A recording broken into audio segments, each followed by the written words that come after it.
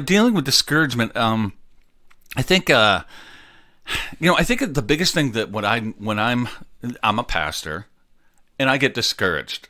Okay, let me just say I get discouraged. For and sure. yeah, and that doesn't mean that I have a lack of faith.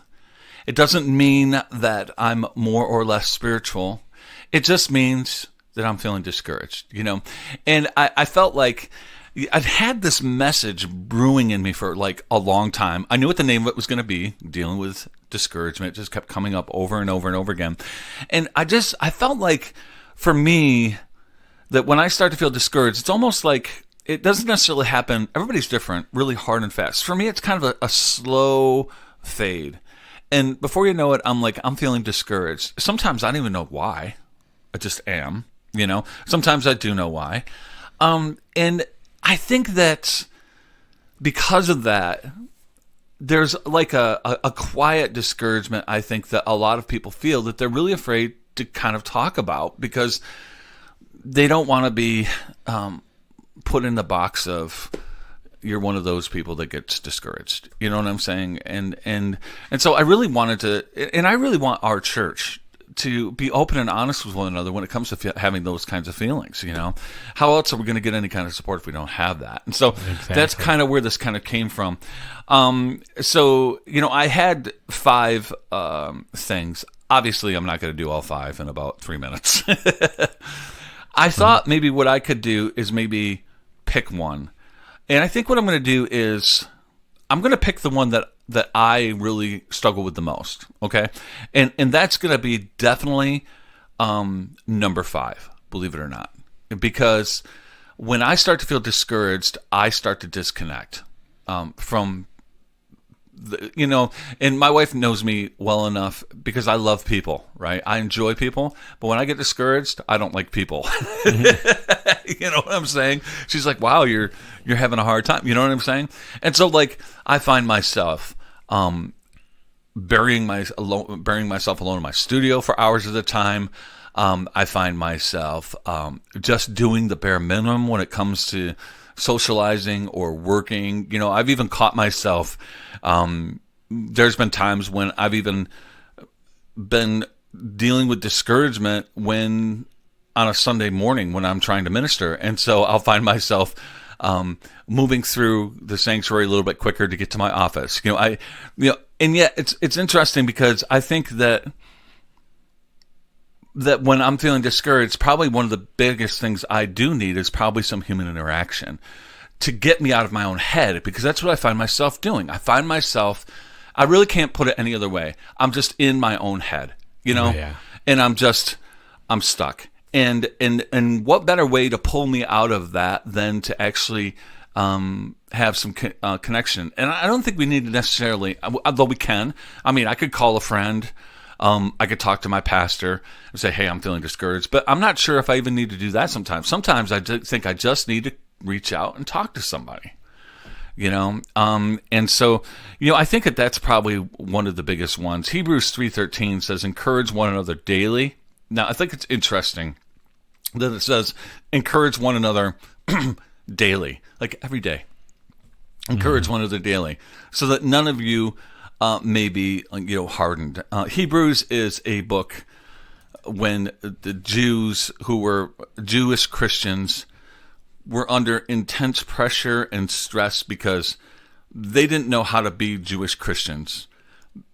They knew how to be Jews. They kind of felt like they knew how to be Christians, but how do we put that together? And so there was this pressure from their family, from other religious people, to go back to the old way of doing things, and they just couldn't. And so there was this discouragement that came with them. And so the writer of Hebrews, which many people say it's Paul, though nobody knows for sure, is saying, encourage one another daily. So that was kind of the bigger thing for me. Anything jump out at you when you were listening to this message this morning? Or? I know I needed it. I got really discouraged and oh, really? Really quick. Wow. Okay. And I actually put that on Facebook last night. Wow. And the reason I sometimes put something like, "Why do you do it?" Because, and a lot of people tell me, it takes boldness to tell people that you're vulnerable. Sure. And that you're human. And I do that because Yeah. Sometimes people have a word for me, and it helps me. Yeah. And I just don't know. Sometimes people, whatever. I mean, you can put away what's good and what's not. Sure. So I'm like I was depressed because I mean I had been getting to the point where like I'll wake up and I won't even be happy for the day, and I'm like I gotta whatever. Yeah. And then of course sports is when my outlet, and then Syracuse like does terrible, and then the Bills follow, and that whole Bills thing. Yeah. I was just like down in the dumps last night, and man, did I need this message. And to me, I think one of the hardest things for me was number 2, being a blessing, because. And I think it's important because being a blessing means you take your focus off of feeling sorry for yourself. Okay. And that you help somebody else, and you feel better about it because you're reaching out, and you're not, and the focus, and then all of a sudden the focus isn't on how bad it is. Now you're looking at how much you can help somebody else, and you're distracting yourself. You're putting yourself.